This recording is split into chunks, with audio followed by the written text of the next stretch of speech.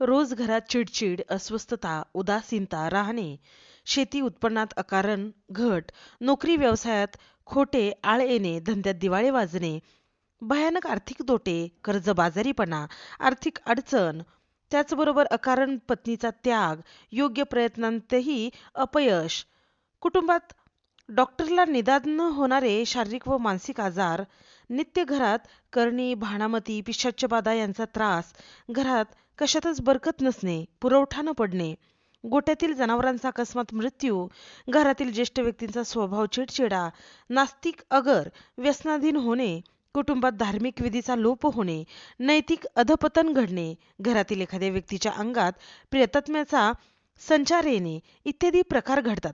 थोडक्यात घराची कळाच निघून जाते. प्रखर पितृदोषाने, वंशदोषाने, नागदोषाने अनेक अशुभ शापसूचक स्वप्ने पडतात.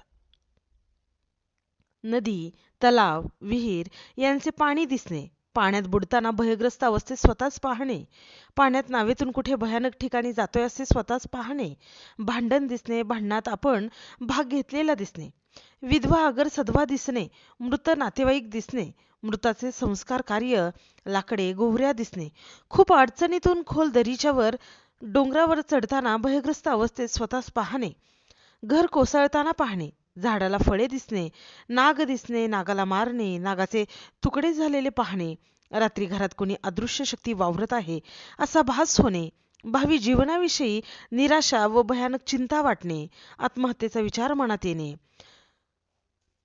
काही ठिकाणी दुर्मरण म्हटले आहे. त्याचा अर्थ मागील किंवा या पिढीतील मृत्यू पाण्यात बुडून, सर्पदंशाने, अपघाताने, आत्महत्येने, खुनामुळे, देशांतरी, ऐन तारुण्यात, अकस्मात किंवा विजेच्या धक्क्याने, अग्नीत जळून, हत्याराने, गळा दाबून, घास अडकून, व्यसनाधीनतेने किंवा बाधेने कोणत्या तरी, क्षयरोगाने, कॅन्सरने, अर्धांगवायूने, कुणा सज्जनाचा तळतळाट घेऊन, बालहत्या घडून, स्त्रीहत्या घडून, गोहत्या घडून किंवा प्रेतक्रिया दशांत सपिंड न होणे इत्यादी अनेक कारणांमुळे प्रेतात्मा प्रेतयोनीत अडकून पडतो व नरक यातना भोगतो व नंतर सद्गतीसाठी आपल्या वंशजांना त्रास देतो.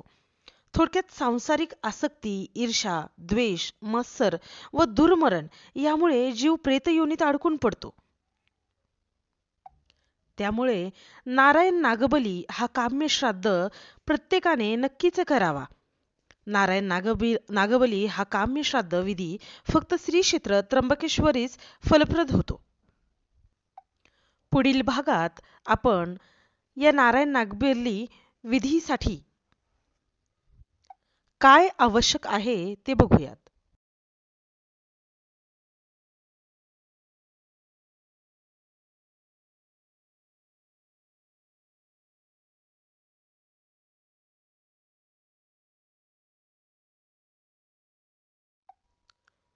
श्री स्वामी समर्थ. गेल्या भागात आपण पितृदोष म्हणजे काय हे पाहिलं. आता आपण याची लक्षणे आणि परिणाम बघूयात. सत्य हे आहे की पितरांच्या कृपाप्राप्तीचे व ईश्वराच्या कृपाप्राप्तीचे मार्ग भिन्न आहेत. प्रेतात्मे हे असुर योनी समान आहेत. सर्वसामान्य नित्य ईश्वरी उपासनेने पितरांचा त्रास कमी झाला असे वाटले तरी त्याचे पूर्ण निर्मूलन होत नाही. कारण असुरी शक्ती या ईश्वरी शक्तीपेक्षा निदान सुरुवातीला तरी बलवानच ठरतात. अखंड उपासनेने शेवटी ईश्वरी शक्तीचाच शाश्वत विजय होतो.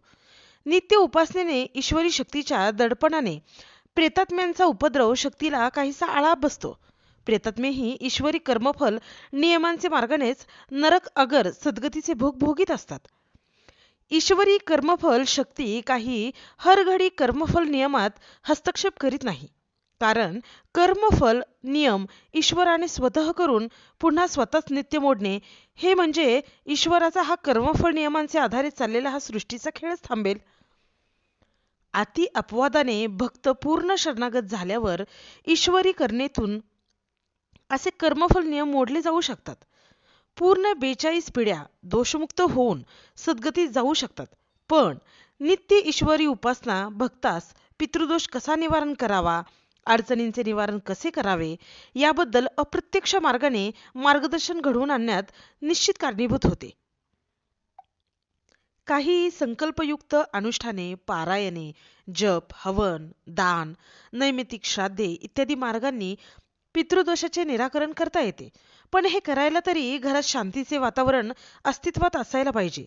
तेव्हा सकाम श्राद्धाचे द्वारे प्रखर पितृदोषाची भयानकता कमी करणे हा सर्वश्रेष्ठ व शीघ्रतम असा उपाय आहे.